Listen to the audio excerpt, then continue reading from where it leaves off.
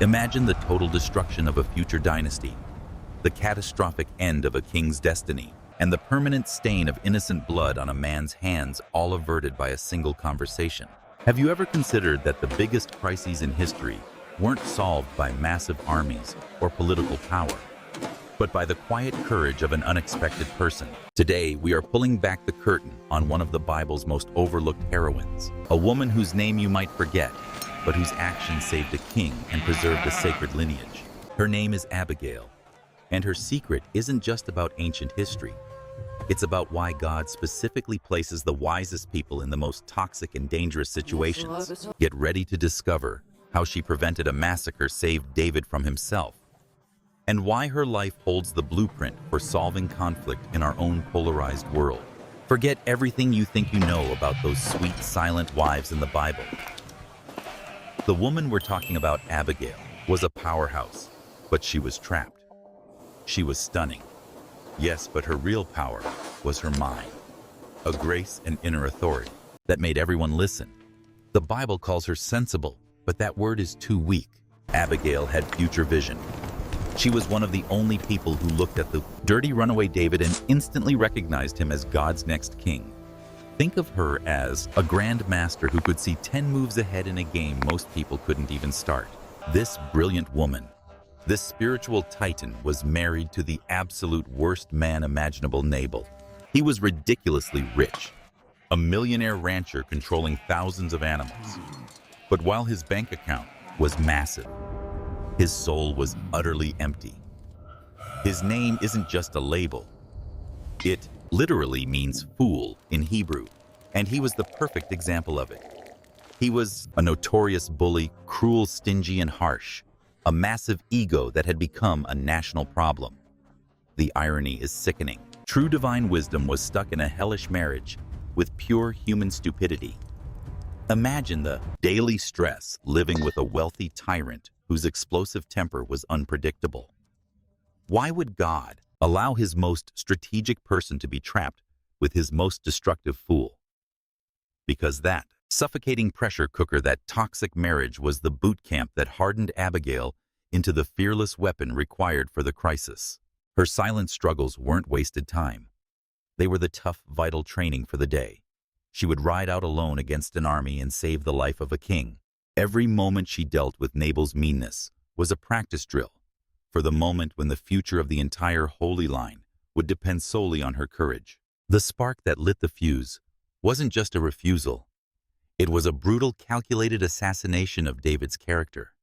For months, David's 600 hardened warriors had served as the unseen, unpaid shield, protecting Nabal's staggering fortune, thousands of sheep and goats, from every bandit and predator lurking in the Judean wilderness.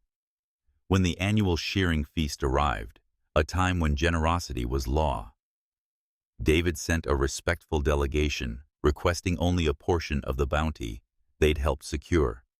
Nabal's reply was an act of war. He didn't merely say no. He venomously declared David a runaway slave, the ultimate career-destroying insult hurled at the man Samuel had anointed to be the future king of Israel. The effect on David was instantaneous, absolute, and terrifying.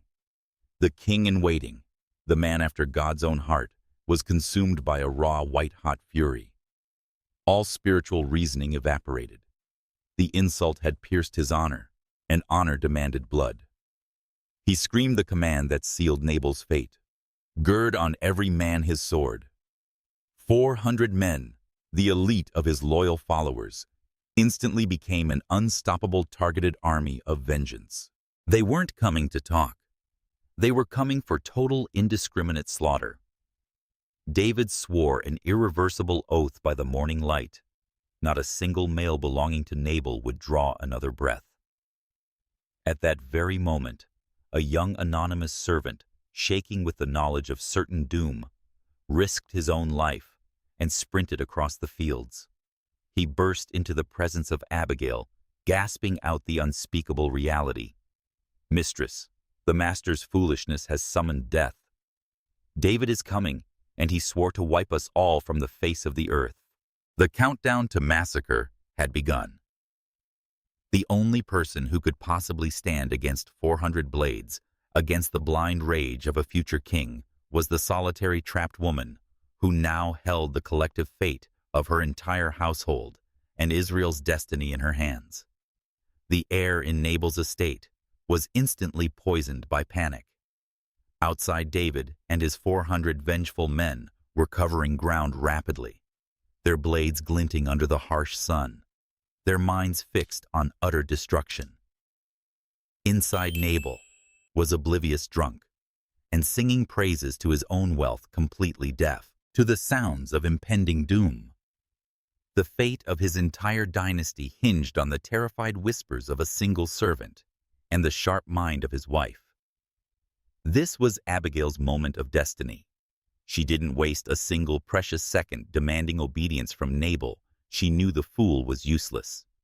She moved with the speed and precision of a military general, her years of quiet observation culminating in an instant flawless counter-strategy. She didn't offer scraps. She ordered a royal ransom. She instructed her servants to bypass her husband's authority and gather a massive humbling tribute. 200 loaves of bread, 2 full skins of wine, 5 sheep, already dressed bushels of parched grain, and hundreds of fig and raisin cakes, an inventory that screamed, "We recognize your royalty." This was an act of espionage and treason against her own lord done entirely to save him. But the gifts were only the first step. The true act of heroism followed. While the feast was rushed ahead, Abigail herself mounted her donkey and set off completely alone, unarmed, and facing the equivalent of a fully weaponized special forces unit led by a man consumed by righteous fury. She knew she was riding directly into the path of death. This wasn't bravery. It was a desperate, calculated gamble that her wisdom and humility could disarm a future king whose mind was locked on an irreversible oath. She was literally positioning her own body as the only fragile human barrier between David's sacred future and the catastrophic, irreversible sin of wholesale murder. Every step of her donkey was a step closer to either saving a nation or dying in vain. The sight was terrifying. David, covered in dust, his eyes burning with vengeance, stopped dead in his tracks. Before him was a caravan of life-saving food, and immediately after, a lone woman throwing herself face down in the dirt. Abigail wasted no time. She didn't stand and debate. She prostrated herself before David, taking on the ultimate guilt. "On me, my lord, on me let the iniquity be." She essentially told David, "Don't stain your divine calling with the blood of a fool. Stain your hands with my supposed crime instead." This was the highest form of humility and strategic deflection. Then came the true masterstroke. She didn't just apologize. She played the role of a prophet. She reminded David that Nabal truly deserved death, but she also reminded David who he was, God's anointed warrior, the man destined to be king. She spoke of his future. "When the Lord has done for my Lord, according to all the good that he has spoken concerning you, and has appointed you prince over Israel, you shall have no cause of grief, that you have shed blood without cause." She wasn't just begging for mercy. She was presenting David with a choice between legacy and regret. She forced him to see the future consequences of his present blinding rage. In that desert heat, surrounded by 400 silent armed men, David's fury broke. The weight of his oath dissolved under the sheer force of Abigail's wisdom. He realized he was seconds away from committing an unforgivable sin that would have haunted his entire reign. David praised God and declared, "Blessed is the Lord God of Israel, who sent you this day to meet me. And blessed be your discernment, and blessed be you, who have kept me this day from shedding blood." Abigail didn't just save her house.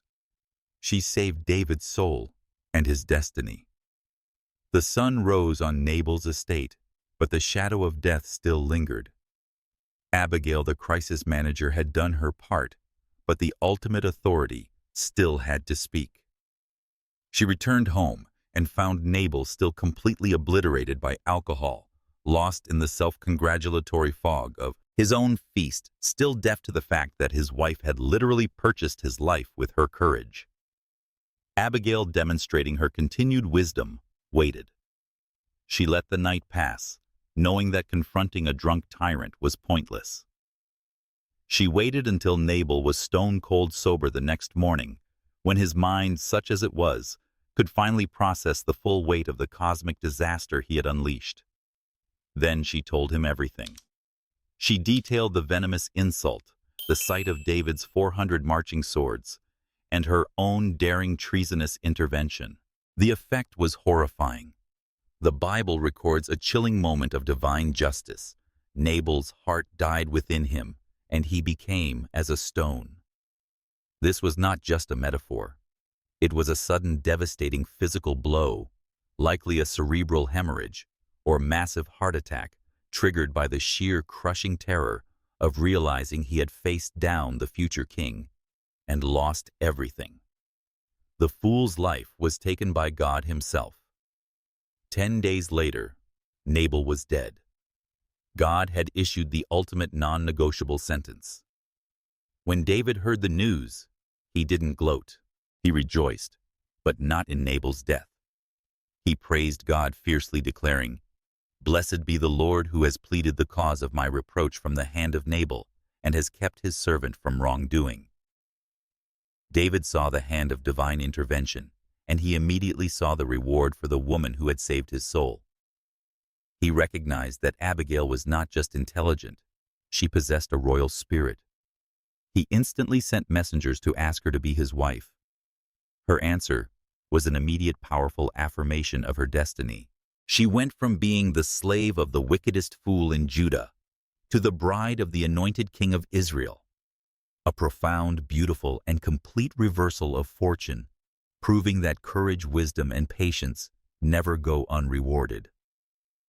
Abigail's dramatic desert ride is far more than just ancient history about a king and his future wife.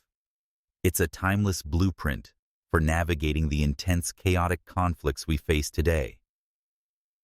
What can we, living in our modern polarized world, actually take from her desperate intervention? The first lesson is the unmatched power of strategic humility. When she threw herself at David's feet, she didn't try to argue or defend her foolish husband. She immediately absorbed the guilt, declaring, "On me, my Lord, on me, let the iniquity be." This immediate acceptance of responsibility, even when it wasn't strictly hers, was the ultimate disarmor. It instantly shocked David out of his vengeful mindset and opened the door for rational dialogue. Secondly, Abigail mastered the art of focusing on the future legacy. Her message was deeply profound. She didn't just tell David stop, she told him to remember who he was meant to be. She shifted his focus from the temporary, fleeting satisfaction of immediate vengeance to the permanent, ugly stain it would leave on his royal name and his divine covenant. Whenever you face temptation or blinding rage, remember to ask yourself, does this split-second decision serve my ultimate destiny, or just my immediate raging ego? Finally, her life proves that wisdom outweighs wealth and authority. Nabal had all the titles, all the money, and all the power, yet he was destroyed by his own idiocy. Abigail had none of the official authority, but her razor-sharp discernment saved everyone. True influence in this life isn't measured by your job title or your bank account balance. It is found only in your ability to speak the right life-saving word at the critical, explosive moment. Now that we've walked through the fire with Abigail, it's time to reveal the profound secret hinted at from the start. Abigail didn't just save David. She saved the entire trajectory of salvation history. David's life as the anointed king was precious, but his lineage was sacred. The promised Redeemer, Jesus Christ, was prophesied to be born from David's line. If David had followed through on his oath and committed wholesale murder, that night he would have stained his destiny, potentially jeopardized his kingship, and threatened the purity of the messianic line. Abigail's wisdom was the divine safety mechanism placed strategically in the household of Nabal, preventing David from committing a sin so profound it could have changed the course of history. This story isn't just about Abigail's past. It's about your present role. The world desperately needs modern-day Abigail's people who refuse to be drawn into the destructive rage and polarization of our time.